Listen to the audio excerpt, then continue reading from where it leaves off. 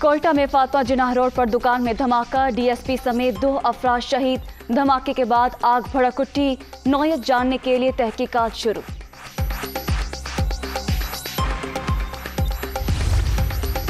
ईरानी फजाया के कमांडर की GHQ आमद, army chief general Qamar Javed Bajwa से मुलाकात, बाहमी दिलचस्पी के अमूर और इलाकाई सलामती सूरत हाल पर तबादला ख्याल, मुख्तलिफ शोबों में ताउन के फरोग पर इत्तफाक।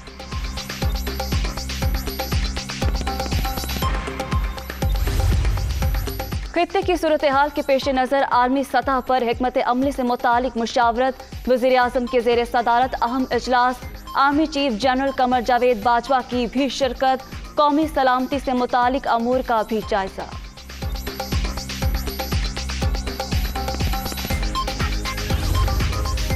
और मुल्क पर कठपुतली हुकूमत मुसल्लत, उल्टी गिनती शुरू हो चुकी, जमहूरी हकूक पर डाका डालने वालों को अब जाना ही पड़ेगा।